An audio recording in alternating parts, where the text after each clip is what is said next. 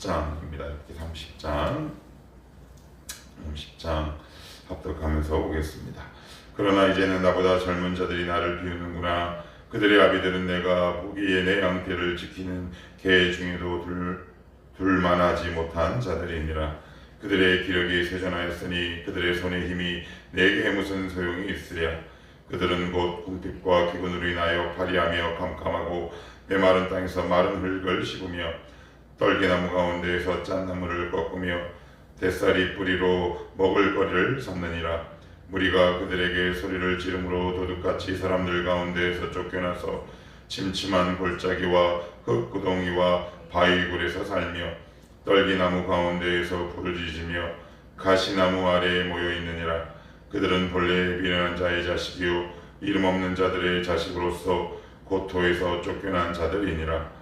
이제는 그들이 나를 노래로 조롱하며 내가 그들의 놀림거리가 되었으며 그들이 나를 미워하여 멀리하고 서슴지 않고 내 얼굴에 침을 뱉는도다. 이는 하나님이 내 활시위를 늘어지게 하시고 나를 곤고하게 하심으로 무리가 내 앞에서 굴레를 벗었음이니라. 그들이 내 오른쪽에서 일어나 내 발에 덫을 놓으며 나를 대적하여 길을 에워싸며 그들이 내 길을 헐고 내 재앙을 재촉하는데도 도울 자가 없구나. 그들은 성을 파괴하고 그 파괴한 가운데로 몰려든 것 같이 내게로 달려드니 순식간에 공포가 나를 에워싸고 그들이 내 품위를 바람같이 날려버리니 나의 구원은 구름같이 지나가 버렸구나. 이제는 내 생명이 내 속에서 녹으니 환난 날이 나를 사로잡음이라. 밤이 되면 내 뼈가 쑤시니 나의 아픔이 쉬지 아니하는구나. 그가 큰 능력으로 나의 옷을 떨쳐버리시며 나의 옷깃처럼 나를 휘어잡으시는구나. 하나님이 나를 진흙 가운데 던지셨고 나를 티끌과 재 같게 하셨구나. 내가 주께 부르짖으나 주께서 대답하지 아니하시오며 내가 섰사오나 주께서 나를 돌아보지 아니하시나이다. 주께서 돌이켜 내게 잔혹하게 하시고 힘있는 손으로 나를 대적하시나이다. 나를 바람 위에 들어 불려가게 하시며 무서운 힘으로 나를 던져버리시나이다. 내가 아나이다. 주께서 나를 죽게 하사 모든 생물을 위하여 정한 집으로 돌려보내시리이다. 그러나 사람이 넘어질 때 어찌 손을 펴지 아니하며 재앙을 당할 때 어찌 도움을 부르짖지 아니하리까. 고생의 나를 보내는 자를 위하여 내가 울지 아니하였는가. 빈궁한 자를 위하여 내 마음에 근심하지 아니하였는가. 내가 복을 바랐더니 화가 왔고 광명을 기다렸더니 흑암이 왔구나. 내 마음이 들끓어 고요함이 없구나. 환난 날이 내게 임하였구나. 나는 햇볕에 쬐지 않고도 검어진 피부를 가지고 걸으며 회중 가운데 서서 도움을 부르짖고 있느니라. 나는 이리의 형제요 타조의 벗이로구나.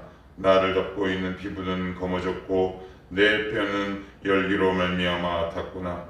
내 수금은 통곡이 되었고 내 피리는 애곡이 되었구나. 아멘.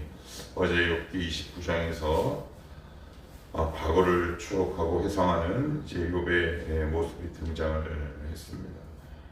욥이 왜 이렇게 과거로 돌아가느냐? 그렇게라도 하지 않으면 버틸 힘이 없기 때문이죠. 지금 욥은 뭐 있는 방법 없는 방법 다 동원해 보는 겁니다.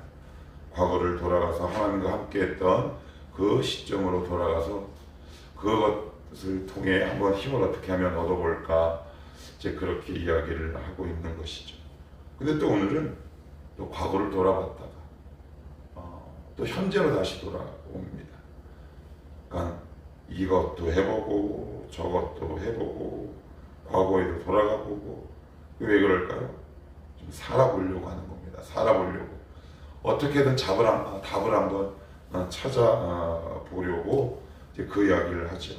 그래서 오늘 30장은 어제 내용과 굉장히 다르죠. 어제 내용을 읽으면 마음이 그냥 부근하고 좋습니다.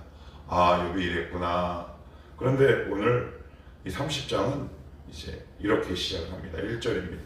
그러나 이제는 이제 이렇게 이야기를 하죠. 현실을 자각하는 겁니다. 현실로 돌아오는 거죠. 그러나 이제는 이란 말을 다른 말로 바꾸면 그러나 현실은, 그러나 사실은, 이게 되게 중요합니다. 현실을 자각하지 않으면 과거의 어떤 추억으로도 이 현실을 이겨낼 수가 없는 거죠. 그러니까 욥이 잠시 과거로 돌아갔지만 욥은 다시 현실 앞에 딱 마주하고 있는 거예요. 하나님, 그러나 현실은, 그러나 제 모습은, 여기서 굉장히 중요한 게 있습니다. 현실이 너무 힘들면 과거로 돌아갈 수 있죠. 내가 행복했던 한때로 돌아갈 수 있습니다. 근데 그것도 잠시여야 합니다. 잠시여야 해요. 우리는 과거에 의해 살아가는 사람이 아니거든요. 우리가 살아내는 시간은 오직 현재라는 시간밖에 없단 말이에요. 그런데 이 현재로 돌아오지 않는 사람들이 너무 많아요. 이게 무슨 이야기냐? 우리 현재를 살고 있는데요. 여러분, 산다고 다 사는 게 아니죠.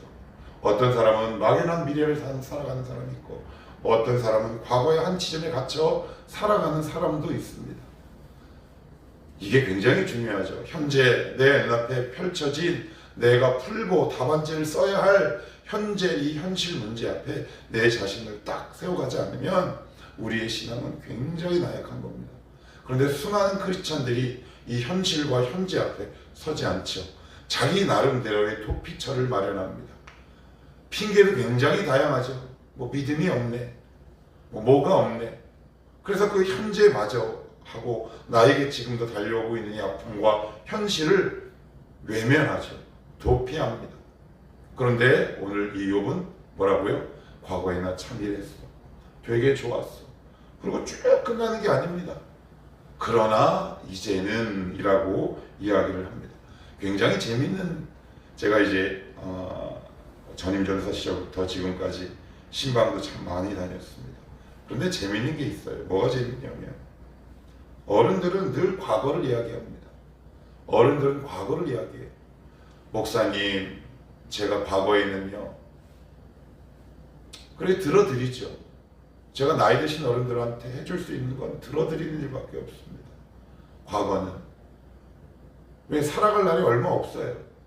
그러니 늘 그들의 시점은, 그리고 그들의 관심은 과거예요. 과거에 이랬대, 과거에 저랬고요. 그런데 청년들은요, 미래에 관심이 많죠.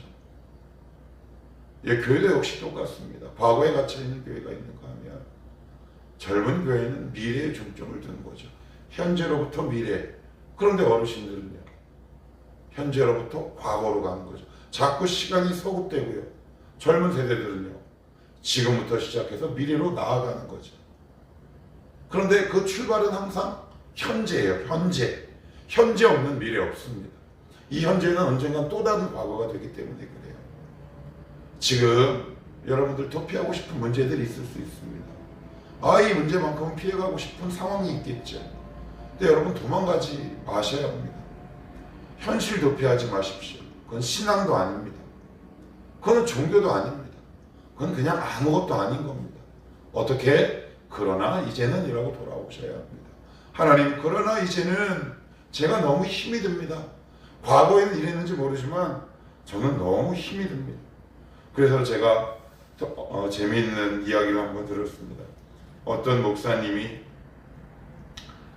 이제 교사 강습회를 가면 이제 보통 장로님들이 이제 교육위원회 사람들이 이렇게 마중을 나온대요. 그러면 100이면 100, 10이면 10 다 하는 말들이 있답니다. 목사님, 우리 교회학교가 옛날에는요 250명이었고요 지금은 400명이었고요 그런 이야기를 한대요. 그러면 그 강사님은 대놓고 이야기하지는 못하고 속으로 이렇게 이야기하고 온답니다. 장로님, 과거에는요 사람이 많았고요, 그리고 요즘 애들은 옛날 애들보다 비싼 거 먹어요. 그러니 교육비 좀 많이 예산 좀 책정해 주세요 라고 속으로만 얘기한답니다. 되게 재미있는 이야기죠. 지금 여러분들이 마주해야 할 현실적인 문제가 뭐가 있습니까? 여러분, 그 문제 앞에 딱 서십시오. 라떼는 말이야 라는 말로 여러분들의 신앙을 희석시키지 말란 이야기를 하고 있는 겁니다. 지금 마주하십시오. 현실 앞에 딱 서셔야 합니다. 그래서 아파야 할 부분 아프셔야 합니다. 그런데 사람들이 이 아파야 할 부분을 아파하지 않아요. 왜? 그게 내 약점이 드러나는 거거든요. 마주하셔야 합니다. 힘이 없는데요? 그러니까 하나님 앞에 도움을 구하는 것이죠. 하나님, 제가 지금 당면하고 있는 풀어가야 할 이 문제를 하나님 직시할 수 있는 힘과 근력과 믿음을 저에게 주시옵소서. 그래서 우리가 기도하는 것 아니겠습니까? 그래서 여기 쭉 보시면 현재로 돌아와서, 현실로 돌아와서 욥이 다시 꺼내기도 싫은 현재 당하고 있는 고난을 다시 이야기하고 있는 겁니다. 여러분, 고통은 이게 되게 힘들어요. 한 번 얘기하는 것도 힘들고 좋은 이야기도 한두 번이지. 오늘 쭉 보시면 되게 괴로운 이야기들을 쭉 나열하는 거예요. 이게 왜 그래요? 자기가 풀어가야 할 문제이기 때문에 그래요. 자기가 넘어가야 할 뜀틀이기 때문에 그렇다고요. 그런데 우리는 앉아있죠. 그래서 누군가가 해주길 바라요. 제가 정말 그 부분 보면 너무 안타까워요. 여러분, 왜 지금 푸셔야 하냐면, 지금 풀지 않으면 이 풀어야 할 문제는 나중에 반드시 우리의 삶 속에 유예되기 마련이에요. 여러분, 그건 반드시 넘어야 할 허들과도 같아요. 이 세상 스포츠 게임은 실격이 있지만 하나님 나라에는 제가 실격이 없다 그랬어요. 무한 반복이라 그랬어요. 지금 내가 넘어가야 할 허들을 넘지 않으면 여러분, 죽기 전에 하나님 반드시 그 허들을 넘게 하신다는 사실이에요. 그러니 여러분, 이 허들을 여러분 발을 떼십시오. 허들이 넘어지면 어때요? 관계없어요. 하나님은 허들이 넘어지든 그게 우리를 보시는 중심이 아니다. 넘어져도 관계없어요. 그 한다는 행위 자체가 하나님 보시기엔 귀하고 아름다운 것이다. 그러니 여러분, 반드시 유예된다 그랬습니다. 유예, 언젠가 나에게 반드시 넘어가야 할 숙제다. 그러니 일찍 넘어가셔야지. 젊을 때 넘어가셔야지. 그래야 인생이 훨씬 순탄할 거 아니겠습니까? 넘어가십시오. 발을 떼십시오. 그래야 지금 이 문제가 오히려 빨리 지나갑니다. 또한 반대도 경우가 있을 수 있습니다. 이게 무슨 얘기냐? 어떤 사람은 과거에 좋았던 자기의 영화로운 시절을 돌아보는 반면, 어떤 사람은 과거에 내가 잘못했던 곳에 딱 발목이 잡혀서 현재라는 시간을 살아내지 못하는 사람이 있어요. 두 부류는 똑같은 거예요. 과거의 영광을 회상해 거기에 젖어 살아가는 사람이나, 과거에 내가 못 살았던 삶을 돌아보며 거기에 대해서 한탄하고 후회하는 사람이나, 여러분, 겉모양만 다를 뿐 똑같다. 그런 우리에게 필요한 말씀은 뭐다? 그러나 이제는입니다. 현실을 살아내십시오. 현재라는 시간을 살아내셔야 합니다. 근데 자꾸 도망가니까 다 도망가요. 언젠가 반드시 여러분들이 넘어야 할 문제인데 왜 이렇게 생각나는 사람들이 많은지 참 속상합니다. 그만합시다. 자, 그러면 보시면 여기 쭉 한번 보세요. 너무 많으니까 16절에 보시면 이제는 내 생명이 내 속에서 노구니, 이게 무슨 얘기예요? 이제는 그래요. 그러나 이제는 내 생명이 내 속에서 노구니 환난 날이 나를 사로잡음이라. 여러분, 이 환난의 때로 돌아오고 싶습니까? 그러나 오늘 욥은 뭐라고 얘기합니까? 이제는 현실 앞에 딱 서는 거지요. 이제는 그가 18절, 그가 큰 능력으로 나의 옷을 떨쳐버리시며 나의 옷깃처럼 나를 휘어잡으시는구나. 이 고백을 통해서 어디까지 가요? 결국 38장까지 이어지는 겁니다. 38장에 하나님이 응답하신다는 말이에요. 이 과정을 겪으면 이 과정을 겪어야 하는 거예요.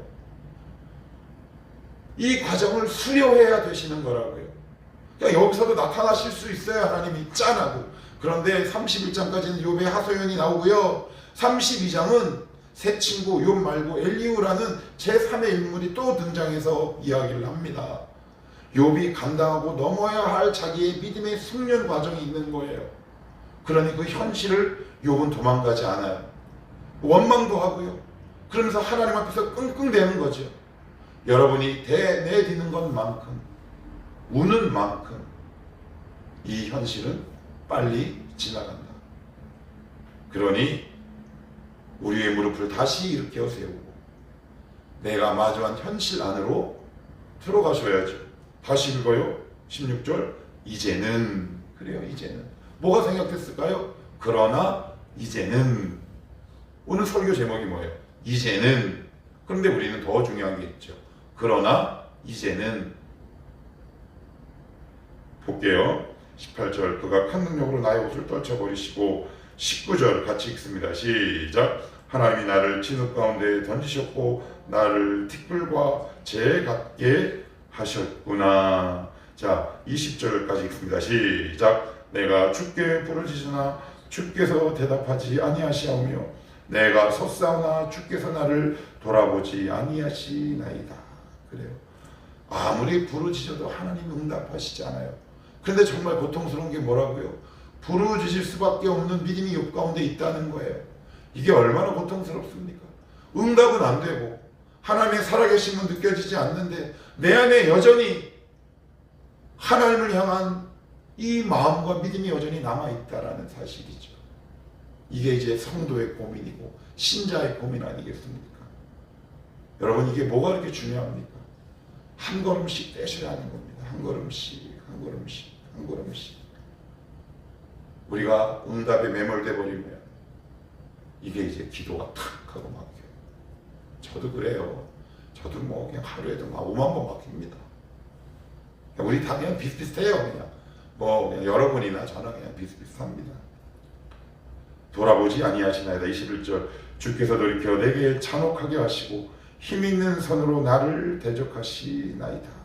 22절 나를 바람 위에 들어 불려가게 하시며 무서운 힘으로 나를 던져버리시나이다. 그래요. 무슨 표현을 써요? 던져버린다라는 말을 씁니다. 지금 욥이 느끼는 체감, 이 고난의 체감 강도가 나를 마치 어디 바위에다가 확 던져버리는 것 같은 고통이 온다는 거죠. 그런데 어떡합니까? 현실로 돌아와야지. 이 과정을 통과해야 합니다. 말씀을 맺겠습니다.